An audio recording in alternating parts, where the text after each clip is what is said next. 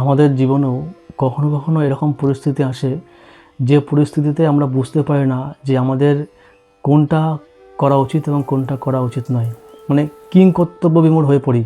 ঠিক সেরকমই অর্জুনও কুরুক্ষেত্রের যুদ্ধে, কুরুক্ষেত্রের রণাঙ্গনে অপর পক্ষে নিজের আত্মীয়স্বজন, নিজের ভাই, নিজের পিতামহ, নিজেরই গুরুদেব, এদের বিরুদ্ধে যুদ্ধ করার সময় যখন মোহগ্রস্ত হয়ে পড়েছিলেন, কিং কর্তব্য বিমূঢ় হয়ে পড়েছিলেন, কোনটা তার জন্য শ্রেয়কর বুঝতে পারছিলেন না, তখন ভগবান কৃষ্ণের কাছে শরণ নিয়ে কৃষ্ণকে গুরুরূপে গ্রহণ করে তাকে প্রশ্ন করেছিলেন যে আমার জন্য কোনটা শ্রেয়কর, আপনি দয়া করে বলুন, আমি কি করতে উচিত, কি করলে ভালো, আমি কিছু বুঝতে পারছি না। দ্বিতীয় অধ্যায়ে, গীতার দ্বিতীয় অধ্যায়ে ভগবান বলেছেন যে কর্মযোগ, ভক্তিযোগ, জ্ঞানযোগ, সাংখ্যযোগ, এই সব কিছুর মধ্যে ভক্তিযোগ হলো অন্যতম শ্রেষ্ঠ। তো অর্জুন তখন ভগবান কৃষ্ণকে বলছেন যে তুমি যখন বলছো যে ভক্তিযোগই একমাত্র শ্রেষ্ঠ পথ, তাহলে আমাকে কেন কর্মের মধ্যে ঠেলে দিচ্ছ, কেন আমাকে যুদ্ধ করতে বলছো? কুতার্কিকদের মতন তর্ক বিতর্ক করে ভগবান কিন্তু অর্জুনকে দ্বিধাগ্রস্ত মধ্যে ফেলতে চায়নি, বরঞ্চ অর্জুনের সমস্ত প্রশ্নগুলি শুনছিলেন।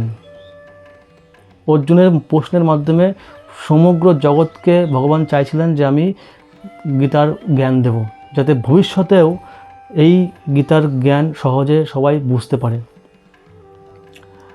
তো শ্রীমদ্ ভগবদ্গীতার দ্বিতীয় শ্লোক, তৃতীয় নম্বর অধ্যায়ের, ব্যামিশ্রেণেব বাক্যেন বুদ্ধিং মোহেয় শিব মে তদেকং বদ নিশ্চিত্ত জ্ঞান শ্রেয় অপয় উপমাম।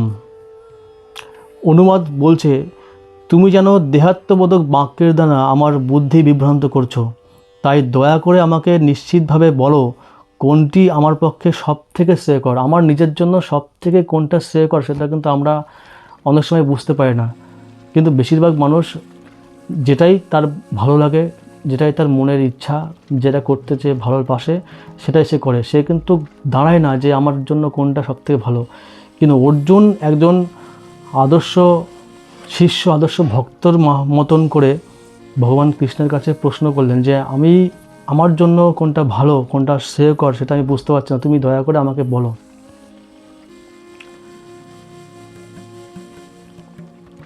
তো ভগবান কৃষ্ণ তখন অর্জুনকে বললেন যে আমি কর্মযোগ এবং ভক্তিযোগ দুটোই বলেছি, কিন্তু সব পথ সবার জন্য নয়। জ্ঞানযোগ, কর্মযোগ, সব পথ সবার জন্য নয়। যারা বৈরাগ্য গ্রহণ করেছেন, সংসার ত্যাগ করেছেন, আত্ম উপলব্ধির পথ বেছে নিয়েছেন একমাত্র, তাদের পক্ষে জ্ঞানযোগ ঠিক আছে। কিন্তু যারা সংসারের মধ্যে আবদ্ধ, কর্মের মধ্যে আবদ্ধ, দায়িত্ব আছে, তাদের জন্য কর্মযোগ শ্রেষ্ঠ। আপনি বলুন তো, আপনি কি সংসারের মধ্যে আছেন? আপনার সংসারের মধ্যে থাকলে আপনার দেশ, পরিবার, সমাজ সব কিছুর প্রতি দায়িত্ব থাকে না একটা? তো সেই দায়িত্বর খাতিরে ভগবান বলছেন যে গৃহস্থ ভক্তদের একটা পরিবার, সমাজ, সমস্ত কিছুর উপর একটা দায়িত্ব থাকে। তো তাদের জন্য কিন্তু জ্ঞানযোগ শ্রেষ্ঠ নয়, তাদের জন্য কর্মযোগ শ্রেষ্ঠ। একজন চাষি ফসল ফলান, একজন চিকিৎসক চিকিৎসা করেন, একজন মা তার সন্তানকে ভোজন করান। এই সমস্ত কর্মই কিন্তু গৃহস্থ ভক্তদের ক্ষেত্রে এটাই ঈশ্বর প্রাপ্তির পথ।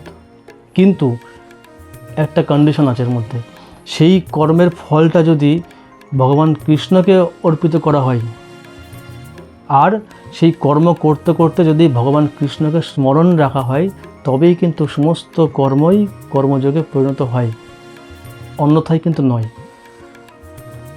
এটাই এই শ্রীমদ্ ভগবদ্গীতার দ্বিতীয় অধ্যায়ের, এই তৃতীয় অধ্যায়ের দ্বিতীয় শ্লোকের তাৎপর্য।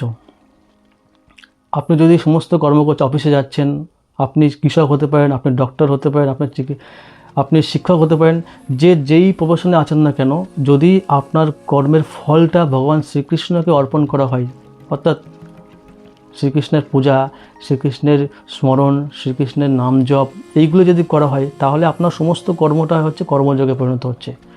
কিন্তু যদি আপনার সমস্ত কর্মগুলোই এমনি হচ্ছে, খাচ্ছি, দাচ্ছি, ঘুমাচ্ছি, কাজ করছি, এরকম যদি হয়, তাহলে কোনো কিছুই হচ্ছে না। যদি আপনি সমস্ত কর্ম করতে করতে ভগবানকে স্মরণ রাখতে পারেন, তাহলেই এই শ্লোকটি আপনার জন্য আপনার উপর অ্যাপ্লিকেবল হচ্ছে।